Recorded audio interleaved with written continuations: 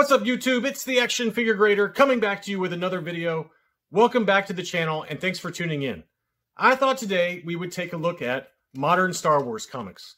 It's been a really interesting ride over the last year or so when it comes to prices for modern Star Wars comics.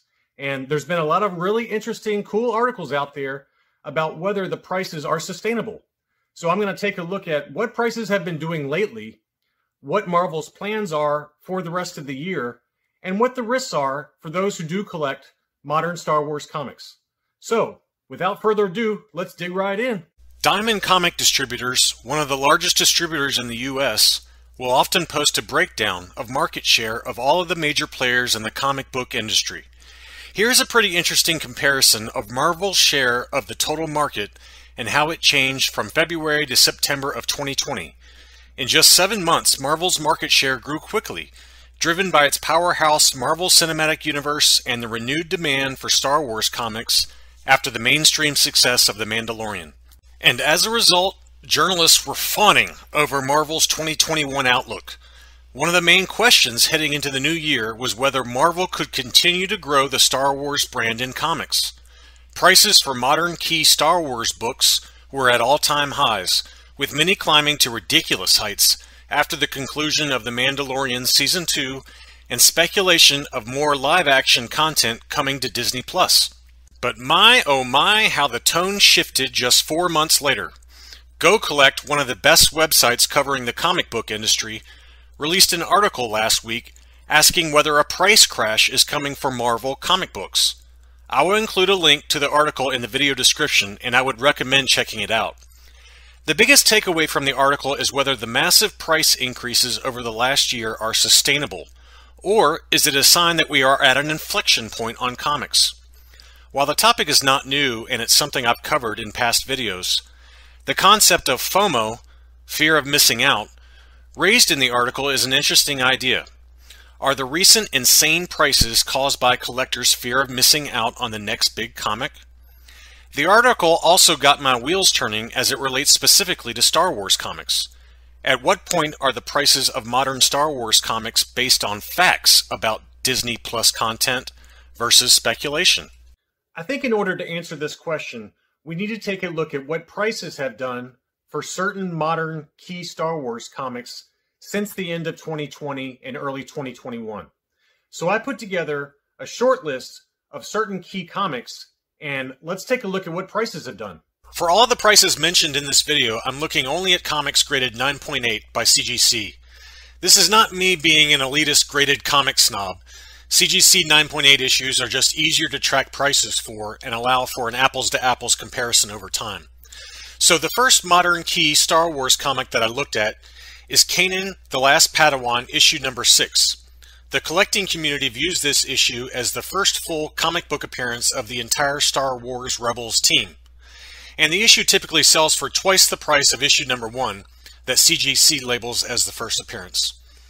In only 2 or 3 months, the eBay sales prices for Kanan number 6 have dropped by 30% on average.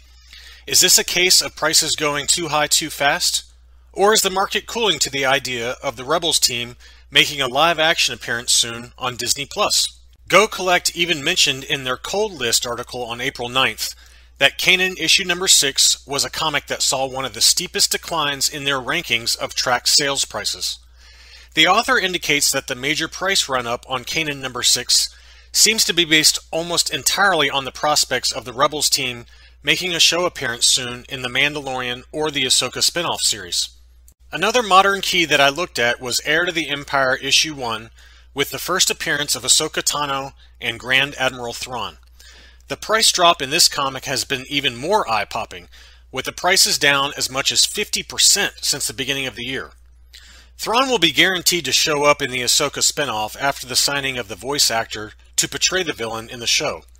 I just wonder whether this is a case of buy the rumor and sell the news, with speculators cashing in now without the prospect of any more meaningful short-term news to drive prices even higher. The last hot modern Star Wars comic I want to take a look at is the 1:25 ratio variant of Darth Vader issue number 3 that features Dr. Aphra's first appearance. As I already covered in my character profile video, This comic has exploded from around $500 for a CGC 9.8 in the early fall of 2020 to around $2,500 by February of this year. Prices have come back down to earth a little bit, with sold listings about 30% lower than the all-time highs. To me, prices are still ridiculous versus last year. Is this correction a small dip before concrete news comes out about Dr. Aphra on Disney+? Or will prices drop even further this summer? So now that we've somewhat established that prices have come back down a little bit from earlier in the year, what does that mean for the rest of this year? What will prices do, and what does Marvel do to make sure that Star Wars fans are happy with new comic releases? And I want to start with the elephant in the room. Where are the Mandalorian comics? An article came out recently with rumors that Disney has already made plans to continue producing Mandalorian content for at least another 5 years, stretching all the way until 2027. Unnamed sources even mention that Lucasfilm may be planning a movie release for the popular hero. But it begs the question, why have Disney and Marvel been so slow to produce comics and books based on the series? In July of last year, Game Informer released an article detailing how the Mandalorian brand will extend into comics as well as books on the artwork. The visual guide seemed like a no-brainer given that each episode featured concept art at the end in the credits. When a character makes that crossover from hardcore fans and into the hearts of casual audiences, releasing as much content across every media platform just makes financial sense. And this headline seemed to indicate the obvious choice to move forward with printed collectibles for The Mandalorian. But something happened by November and the tone of these news articles shifted. What was once thought to be an inevitable release of comics and books turned into people wondering, what is taking so long? What was Disney, Marvel, and Disney's publishing partners like Del Rey Books waiting for? Season 2 of The Mandalorian was just wrapping up, yet no comics or meaningful book entries were available at retail for eager fans to burn their collecting money on. And then, perhaps unsurprisingly, last month saw the announcement that the tie-in books for The Mandalorian were canceled. Some fans were left wondering if the firing of Gina Carano was to blame. Disney appears hell-bent on scrubbing any reference of Cara Dune from Mandalorian-related merchandise moving forward. Disney sources instead blamed the cancellation on quote-unquote scheduling issues. Yet a vocal contingent of fans were left rolling their eyes at the lack of new printed content and Disney's questionable decision-making. So yes, we know that Marvel still has not released any Mandalorian comics yet. But what has Marvel produced in the Star Wars universe? And what's the plan for the rest of the year? Last month saw Marvel's first major new Star Wars story in quite a while. The series is called The High Republic.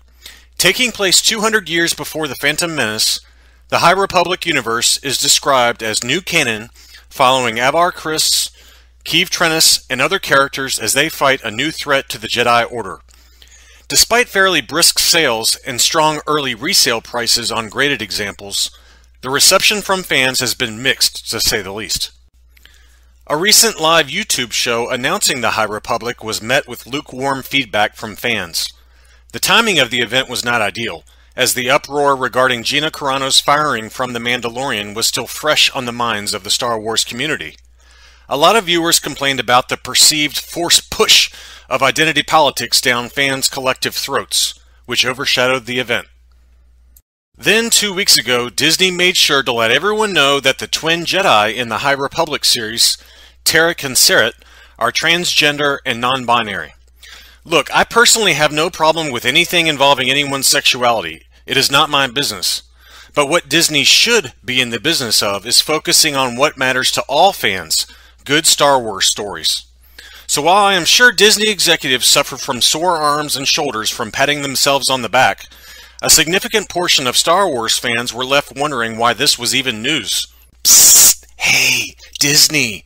When one of the main characters in your supposed flagship news story involves a ship's navigator named Geode, a literal rock, well, you have more important issues than the sexual identification of imaginary characters in a fantasy universe. And now that we've touched on Marvel's latest release, The High Republic, what about the rest of the year? What does the new comic book slate look like for the Star Wars line under Marvel in 2021? And what are the risks moving forward? Let's take a look. Other than the new High Republic series, The other major comic plans for Marvel revolve around War of the Bounty Hunters. This story will act as a crossover with all of Marvel's current Star Wars comic releases. The details are still sketchy, but the story appears to focus on the events that transpire once Boba Fett takes possession of Han Solo in Carbonite, but before he delivers it to Jabba the Hutt. The story promises to involve many of the original trilogy heroes and villains, including Luke Skywalker, Leia, and Darth Vader, while also seamlessly integrating newer comic heroes like Dr. Aphra. On the surface, this storyline makes a lot of sense. Older fans will appreciate the new stories about iconic Star Wars characters, while allowing newer heroes like Aphra to receive some of the spotlight. If the goal is to get these new comic book heroes more accepted with fans, what better way to do it than blending the new with the familiar? The question remains, though, whether the story will live up to the considerable hype surrounding this crossover event, and whether fans will be on board. And as it relates to this new crossover comic series, one of the more risky strategies that Disney and Marvel seem to be taking is the reintroduction of characters that were supposedly killed off already. The upcoming June issue of Dr. Aphra brings the Clone Wars bounty hunter Dirge back into the limelight, even though he was supposedly killed off by Anakin Skywalker after being force-pushed into a star near the end of the Clone Wars. Will fans be turned off by the change in Star Wars canon? Disney seems to think the answer will be no. And going back to The Mandalorian for a second, I am still dumbfounded that Marvel and Disney continue to sit on their stacks of cash without releasing comics. A Russian artist recently released a series of vintage-style comic book covers based on each episode of Season 1 of The Mandalorian. He absolutely nailed it! At a bare minimum, why has Marvel not released a comic book adaptation of Seasons 1 and 2 of the show? The turnaround time would be fast since the storyline is already done, and these comics would sell out instantaneously. I understand if Disney is hesitant to produce any new stories revolving around The Mandalorian so they can protect future show content, but a comic book adaptation of previous shows seems like an extremely easy way to make a lot of money, while somewhat satisfying Star Wars comic fans with something, anything with The Mandalorian inside the comic. Finally, with Disney's recent announcement of no less than 10 new shows planned for Disney+, how does Marvel sort through all of the noise so they can deliver Star Wars comics without flooding the market? Can Marvel coordinate future comic releases with their Disney overlords to allow for cross-media platform promotion? Or will all of these new shows suffer from the same fate as The Mandalorian and fans are left with no new comic entries? So as you can see, there are a lot of unknowns going into the rest of this year. But how do you, as the comic collector, decide what to do going forward? How do you avoid overpaying for previous releases? And how do you decide which comics to pick up as they come up on the market? The most important tip when navigating the insane prices on modern Star Wars comics circles back to the concept of FOMO. It seems like collectors, or more likely speculators, are snapping up anything and everything that Marvel releases for Star Wars comics. Most of us don't have the luxury of buying everything. We are constrained by our wallets and what we can afford. While I would love to pick up every new major comic release and every retail incentive cover variant, it is an impossible task. Decide what you like, which stories sound interesting, and what your collecting goals are. If you just want to read the story, then pick up the first issue or two to see if the actual story lives up to the hype. If you are quote-unquote investing in these new releases, I would wait for the hype to die down instead of panic buying anything at inflated prices. The market usually rewards those comics that stand the test of time, but collectors fearing a massive price jump while waiting for the hype to die down for a month or two are doomed to overspend. The other important point that I want to make is that pretty much every major new Star Wars comic release is being offered both raw at retail prices or guaranteed at a CGC 9.8 grade. You can pre-order from comic sellers and they will submit and guarantee a 9.8 graded copy. If you absolutely have to get a new release in high grade, then that option is available to you. The flip side of having this option, though, is that the rarity is thrown right out the window. Graded comic collectors need to understand that the CGC census will be chock full of high-graded examples. The modern graded comic industry is churning at full speed these days. Another important point I want to make about these modern Star Wars comics, especially the keys that go for big money, the prices fluctuate so much. they can go up or down 30% or more. I mean, it's just crazy. And when I decided that I wanted to buy an expensive piece of plastic with some printed colored paper inside, I really started taking a closer look at prices. So I decided I really wanted to get a first print of Dr. Aphra's first appearance, as you see here in the middle. And so I watched prices for a good solid, let's say 3 to 4 or 5 weeks.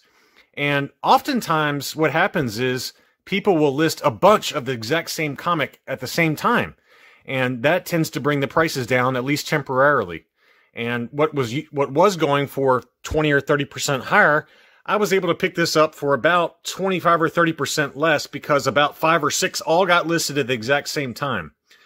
Just about all of these are very common. So to pick up one in a very high grade like this is not that difficult. 70 or 80 or 90% of the comics in the CGC census at 9.8 grade, it's not very difficult to find them. So with a little bit of patience and taking your time, you can find what you're looking for, especially if the market all of a sudden gets flooded with auctions of the exact same comic. For the budget-minded collector, just pick up a raw copy or two of new releases, one to read and one to keep in near mint condition. The $7 cost for 2 raw copies saves a lot of money. And this logic obviously also applies to previous modern key Star Wars comics. For example, a raw copy of Kanan number 6 goes for 1/3 the price of a CGC 9.8. So if you don't care whether the comic is graded or not, just pick up a raw copy to add to the collection. I know all this seems obvious, but I thought it was worth reiterating since we are trying to figure out the best use of our limited collecting dollars. And for you speculators out there, number 1, tread very carefully. Not every first appearance will amount to anything, and not every new storyline will resonate within the comic book world. First Comic News issues all of the new comic solicitations for every comic publisher. And sometimes just reading through these solicitations can allow you to sort through the humdrum and locate upcoming releases that may offer a promising hot new issue to grab early. Not that you don't already know this, but the modern graded comic market sees the largest price swings. If you don't like the massive price volatility, then the modern segment probably isn't for you. I hope that you enjoyed this State of the Union, so to speak, for the current modern Star Wars market of comics. And hopefully, using this information, you can make better purchase decisions as Marvel tries to decide how to best implement their strategies for improving the Star Wars brand within comics.